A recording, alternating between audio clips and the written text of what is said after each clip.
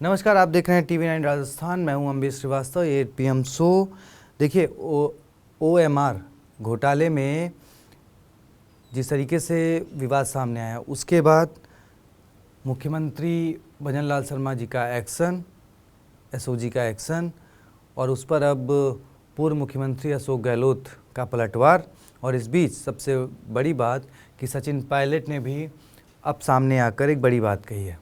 उनका कहना है कि भाई, मैं तो पहले ही कह रहा था कि जितने मामले हैं, चाहे पिछली सरकार के हों चाहे इस सरकार के हों, जांच सबकी होनी चाहिए, जांच बराबर होनी चाहिए।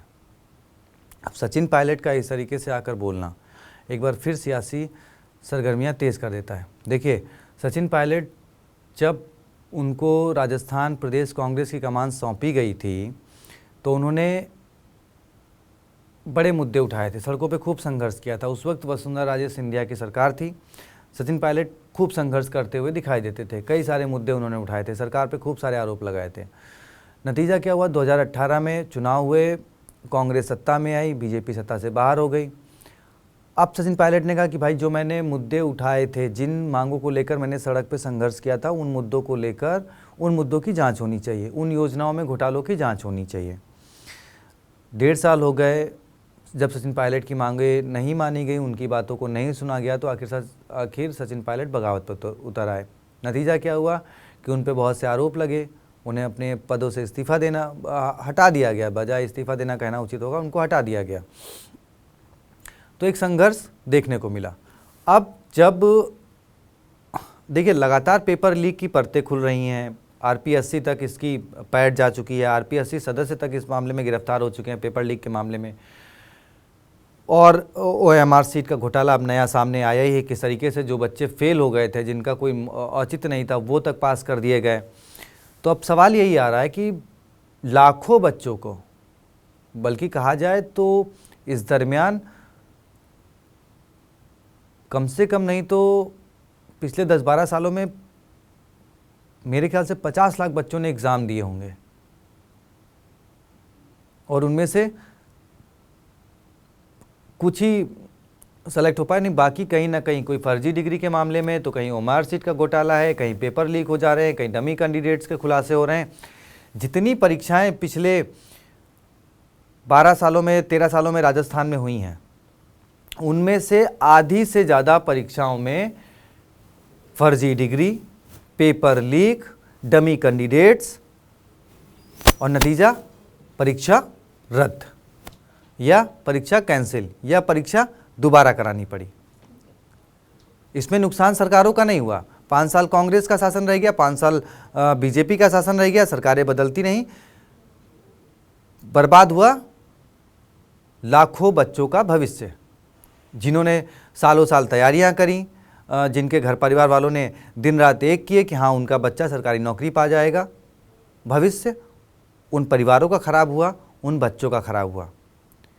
अब जब ओएमआर सीट की कहानी सामने आई कि किस तरीके से 2018 की जो भर्तियां थी, 2019 में जब रिजल्ट हुए तो उनमें किस तरीके से खेल किया गया, उस वक्त क्योंकि कांग्रेस की सरकार थी, तो अब कांग्रेस की तरफ से अशोक गहलोत जी ने एक लंबा चौड़ा ट्वीट कर दिया, पोस्ट कर दिया कि उनसे पहले की सरकार यानी वसुंधरा राजे सिंधिया, उनके बाद की सरकार यानी मौजूदा वक्त भजनलाल शर्मा सरकार में, अब उनका कहना है कि इन सब परीक्षाओं की जांच हो, इन सब परीक्षाओं में गड़बड़ी हो सकती है।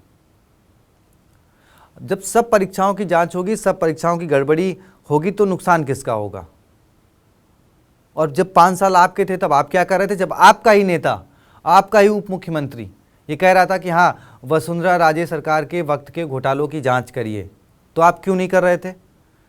तब तो आपने उसे कहा कि हाँ, नकारा है, निकम्मा है, लोगों को लड़वाता है। तब तो आपने पूरे 5 साल उसकी बात नहीं सुनी, इवन कि उसको पद से भी बाहर कर दिया।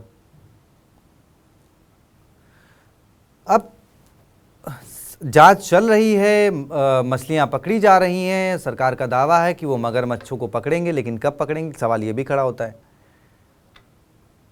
आरपीएससी सदस्य बाबूलाल कटारा, जो कि गिरफ्त में है ईडी की, उनका कहना था कि भाई, उन्होंने कांग्रेस के एक नेता को 1 करोड़ 20 लाख रुपए दिए आरपीएससी सदस्य बनने के लिए।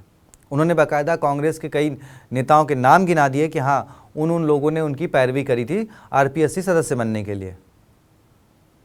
सचिन पायलट ने अपनी सरकार रहते हुए ये बात कही थी कि हाँ भाई आरपीएससी को भंग किया जाए, उसकी जांच की जाए, नए तरीके से आरपीएससी का गठन किया जाए। आपने मानी थी ये बात। तो आखिर इन समस्याओं का समाधान क्या है? ऐसा नहीं कि 5 साल सिर्फ गहलोत सरकार के कार्यकाल में ही पेपर लीक हुए हैं, बच्चों का भविष्य बर्बाद हुआ। उससे पहले वसुंधरा राजे की सरकार थी, उसमें भी बहुत सारे पेपर लीक हुए थे और बच्चों का भविष्य बर्बाद हुआ था। हाँ, थोड़ा सा क्रेडिट यहाँ पे मुख्यमंत्री भजनलाल शर्मा जी को ये जाता है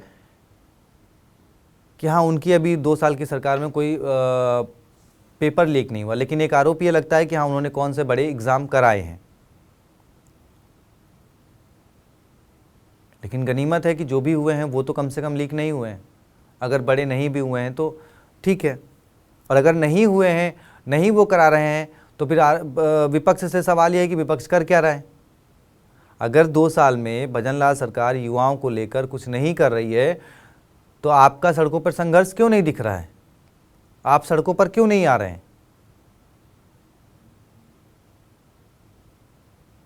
चलिए खैर, सियासी रोटियां तो सिकती रहेंगी, चाहे वो बच्चों का भविष्य हो, चाहे फिर वो कहावत है कि हाँ लाशों पर राजनीति होती है। खैर यहाँ बच्चों के भविष्य पर सियासी रोटियां सिकती रहेंगी, चाहे फिर अब ये आरोप कांग्रेस के लग रहे हैं। फिर 5 साल बाद, अभी 2-3 साल बाद कांग्रेस अगर सत्ता में भी आ गई तो फिर वही कि जो हाल याद है क्या हुआ था 20 में। 18 से 20 तक पायलट ने खूब आवाज़ उठाई, लेकिन क्या हुआ? और 20 के बाद भी जब उनके पास कोई पद नहीं था तब भी वो मांग करते रहे कि हाँ भाई ये कर दो, ये कर दो, ये कर दो, पेपर लीक की जांच हो, ये हो, वो हो। नहीं हुआ। खैर, आपकी क्या राय है कमेंट बॉक्स में बताएं, वीडियो को शेयर करें, चैनल को सब्सक्राइब करें। शुक्रिया।